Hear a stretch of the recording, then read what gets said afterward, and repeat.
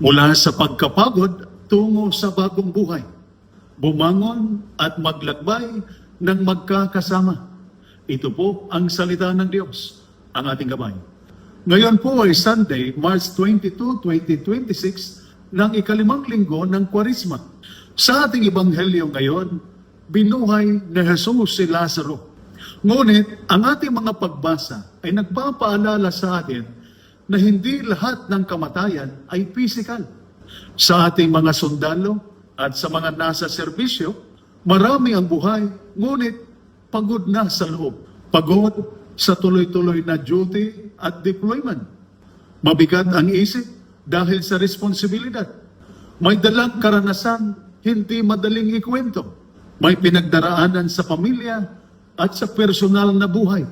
Gumigising ka, nagtatrabaho, tumutupad sa tungkulin, pero sa loob, parang ubos na. Ang mabuting balita ngayong araw ay malinaw. Kayang ibalik ng Diyos ang lakas, kahit pakiramdam mo ay ubos ka na. Sa ating unang pagbasa, mula sa aklat ni Propeta Ezekiel, chapter 37, verses 12 to 14, sinabi ng Diyos sa mga taong nawalan na ng pag-asa, bubuksan ko ang inyong mga libingan at ibabalik ko kayo sa buhay.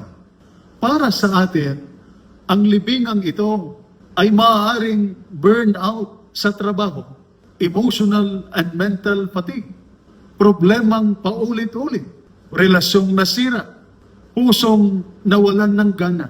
Minsan, nasasabi natin, pagod na ako, wala ng pag-asa, hindi na mababago ito. Pero, sinasabi ng Diyos, hindi pa tapos, kaya pa kitang ibangon. Dito, nagsisimula ang spiritual resilience. Kapag hindi tayo sumusuko at patuloy na nagtitiwala sa Diyos. Sa ating ikalawang pagbasa, mula sa sulat ni San Pablo sa mga taga-Roma, chapter 8, verses 8 to 11, paalala ni San Pablo na nanahan sa atin ang Espiritu ng Diyos. Hindi natin kailangang harapin ang buhay mag-isa. Sa serbisyo, sanay tayong maging matatag. Pero ang totoo, kailangan din natin ng lakas mula sa Diyos. Ang Espiritu ang nagbibigay lakas kapag pagod ang isip, kapayapaan kapag mabigat ang damdamin, tapang kapag may takot. Ang spiritual resilience ay nangangahulugang hindi ako nag-iisa. May Diyos na nagpapalakas sa akin.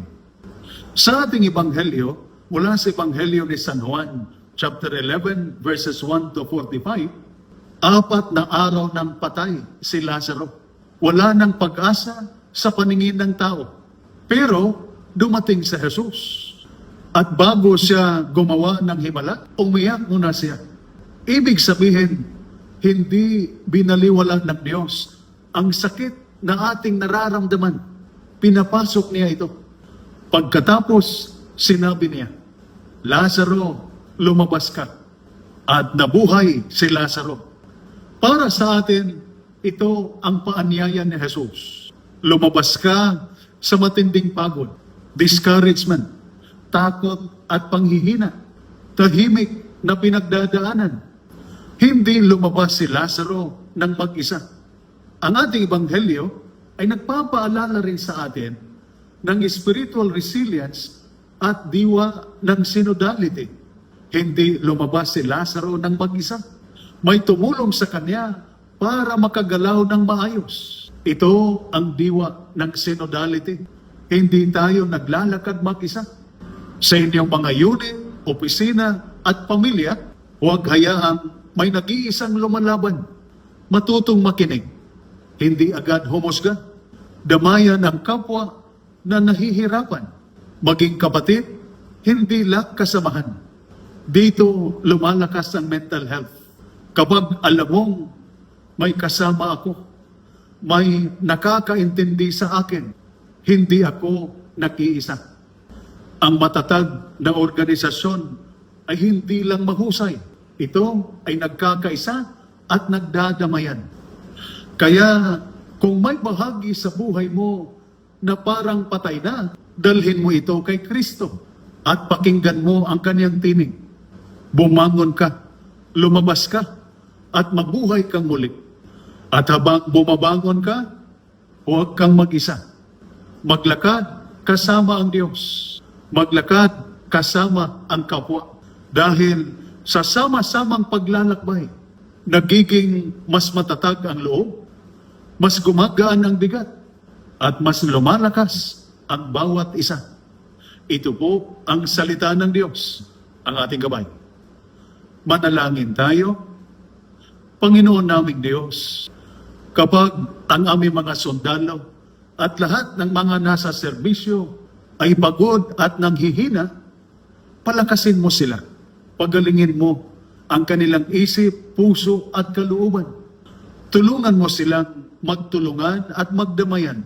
Turuan mo silang bumangon at magpatuloy.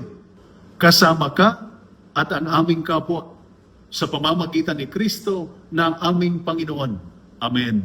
At sumainyo at sa inyong pamilya ang pagpapala na makapangyarihang Diyos, Ama, Anak, at Espiritu Santo.